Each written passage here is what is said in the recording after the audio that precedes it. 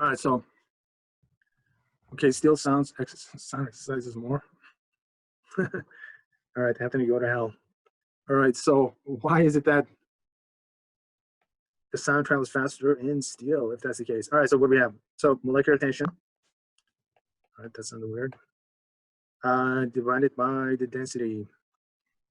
All right, so here's what we got. As the density goes up, the speed is going to go down. As the tension goes up, the speed is going to go up. All right, so we got the two relationships. So speed is going to be directly proportional to tension, and it's going to be inversely proportional to density. Okay, cute. But the problem is when you go from air into water, density goes up. So which means that the sound needs to slow down. And then you go from water into steel, it becomes even denser, so it needs to slow down more. Yeah, what's happening is in water, sound travels 4 times faster and more than 17 times faster in steel. How's that possible? The tension probably goes up 4 times more than the density. Okay, I'm gonna give you 20 points for that one. Guys, as the density goes up, evidently the tension goes up much more proportional, right? All right, and then tension becomes the dominant term as a result. All right, so we made some connections. Moving forward.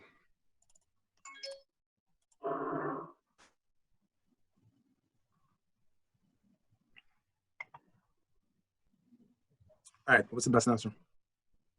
E, the medium. All right, it's the medium itself. So give yourself 5 points. The rest of you guys, those of you guys who picked E, give yourselves 2 for that one. Yeah, nobody said anything. Okay, do you guys should say by something. These boulders that make music. Terry Beard is a musician who has been coming to the Ringing Rocks Park since he was a boy. I grew up in this area, and we used to drive by here a lot. And when I got my driver's license for the first time, I decided to take a ride one day and showed up in here and started banging on some rocks. Now, the first time I came back to the park, I was just here with no hammers. I didn't expect to be here, actually. I kind of landed here by mistake. I was sitting there just banging with another rock. I realized, hey, there's music here. It was everywhere. We asked Terry to show us some of the odd characteristics of the rocks. While most rocks will emit only a single pitch like this boulder, some rocks contain 2 separate and distinct tones, perhaps caused by uneven internal stressing.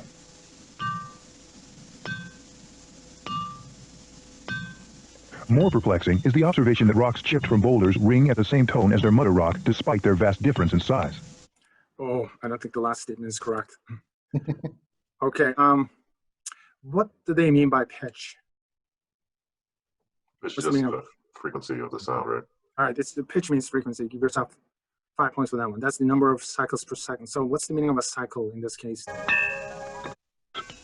We asked a couple of ironies. Terry to show us Number one, what's his profession? Some of the odd characteristics of the rocks. While okay, so misfit is a generalized expression. What's his profession? Most rocks will emit only a single pitch like this boulder. Some rocks contain 2 separate and distinct tones, perhaps caused by uneven internal stressing.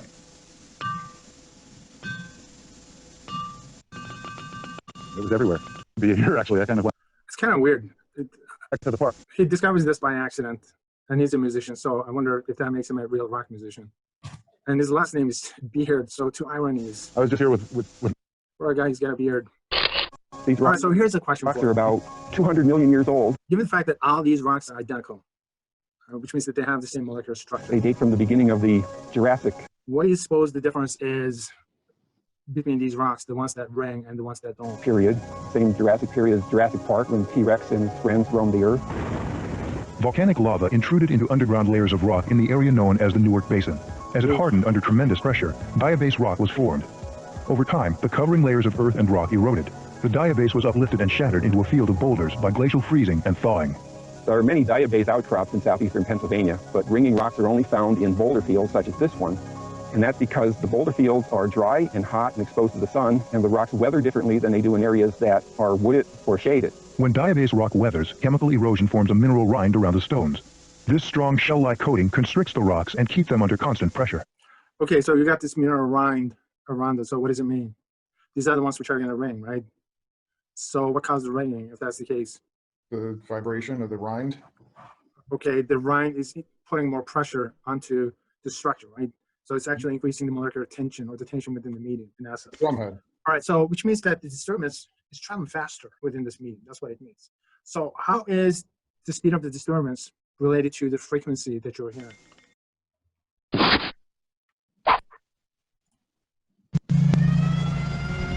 Perhaps, among other things, the Tacoma Narrows Bridge was the most spectacular aeolian harp in history. Unfortunately, its first performance was destined to run only about 4 months. In the meantime, she was a beautiful bridge. Beautiful, but a little strange. Even before construction was completed, people observed its peculiar behavior. That was because, even in a light breeze, ripples ran along the bridge. After a while, one of the local humorists called her Galloping Gertie. And for fairly obvious reasons, the name stuck, at least until the 7th of November, 1940. Then as now, Seattle and Tacoma were sports-minded cities. For 4 months, a regional sport was to drive across the bridge on a windy day.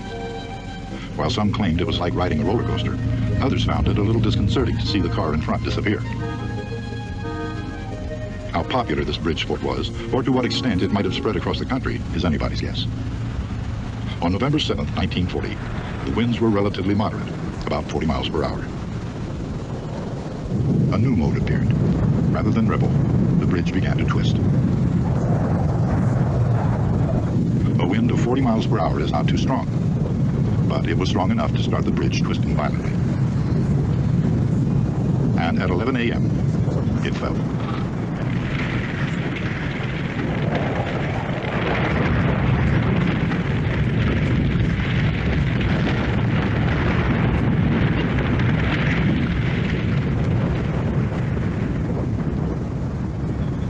Investigators were mystified. A bridge constructed according to the best engineering standards of the day, perhaps the best bridge in the world. This was not a bridge that was supposed to collapse. I'm actually mystified that the engineers were mystified. I wonder why they were mystified. I wonder what they were expecting. It's weird. All right. So what determines how fast the wave travels is the medium itself, right? So two things about the medium. So molecular tension as well as the density will affect how fast it's going to travel. In Asia and other parts of the world, rocks have been used to make music for centuries. Lawrence Liven is the curator of musical instruments at New York's Metropolitan Museum of Art. These stones, which are very brittle and hard internally, are the ones that ring best. And I think people discovered this ringing property by accident. They didn't set out to look for rocks that sounded, but probably accidentally, by knocking against things, early people realized that some of these very hard stones were more apt to make a pure tone than the soft sandstones. And so when people wanted to make instruments out of rock, they began looking for the hard materials, probably formed by volcanic forces. Now, all these rocks are identical, which means that they have the same molecular tension as well as the density. But they don't all have the same frequency, so that's the reason why you're hearing different tones. The museum's collection includes a very whimsical rock instrument. So in terms of generating these frequencies, what matters?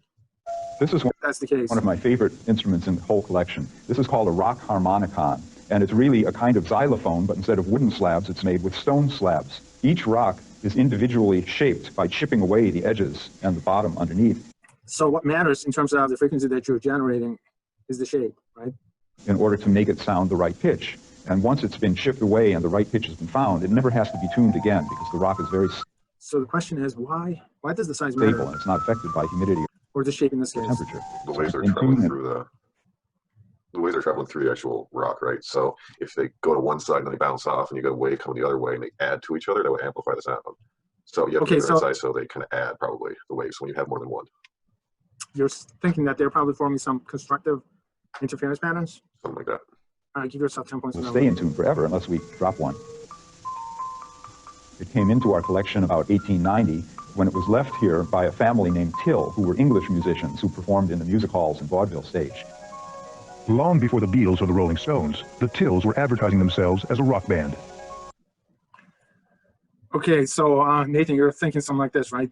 Some kind of a standing wave patterns forming inside the structure, I think. All right. All right, so how fast the wave travels is going to be determined by the medium itself, molecular tension as well as the density. Larger the molecular tension is, the faster it's going to move. Larger the density is, the slower it's going to move.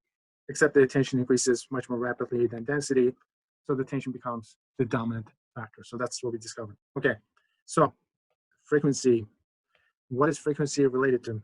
Frequency is number of cycles per second. That's it. It's number of cycles per second. Frequency is related to the number of cycles per second. So let's figure this out. Number of cycles per second. All right, so here's a one single cycle. That's it. All right, one single cycle is that you're looking at. So this would be your wavelength. So the disturbance is going to travel this way, and then it's going to go back and shit.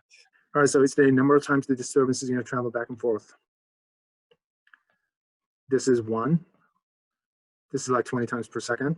This could be 50 times per second, and that's what it means. So this is a single cycle, guys. Boom, you go all the way back. This is a single cycle. All right, so disturbance has to travel this length twice within a single cycle. All right, so notice that the faster this thing moves, larger the frequency is going to be. Faster this moves, the larger the frequency is going to be. Bigger B is, the larger the frequency is going to be. All right, so it's a simple fact. So the frequency, just you know what the speed is. Okay, so which means that the disturbance has to travel this length within a certain time period. Okay, so this is the time period within which this thing is going to travel this once. All right, it's got that speed. That's the meaning of it. All right, so what do we know? 1 over T is going to be the frequency. Oh my God, this is so easy. Sum for F. And what do we know? The speed is going to be related to the tension and density. And boom. Now we got an expression for frequency.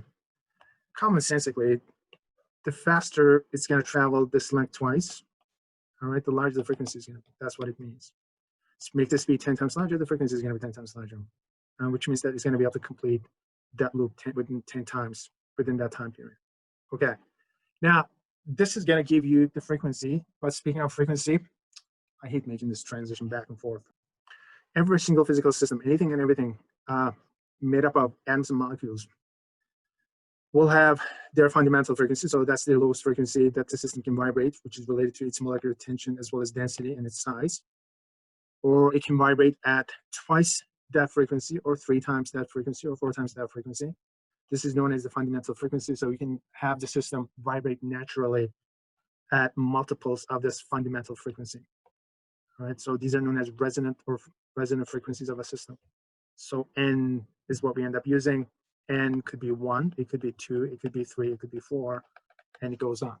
All right, so every single physical system is going to have its own fundamental frequency and the multiples of its own fundamental frequency.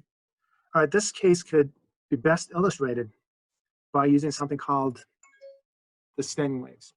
So what is a standing wave? You're looking at it, guys.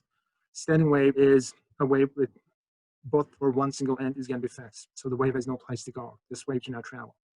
And the vibrations will happen in between the boundaries. All right, so this is the lowest frequency at which the system is going to vibrate. This is known as the fundamental frequency.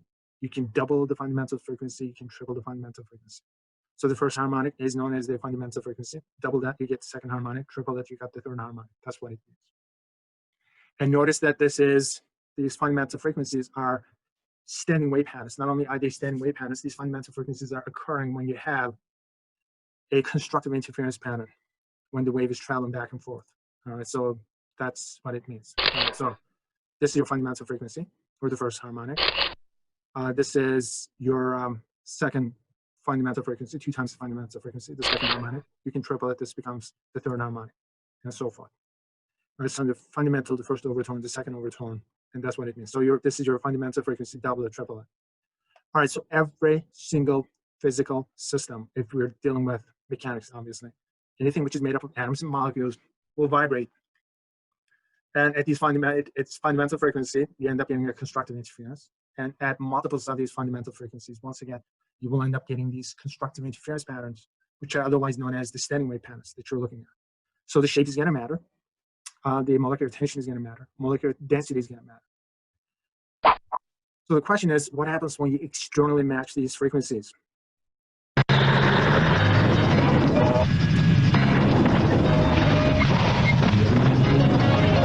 This is your captain speaking.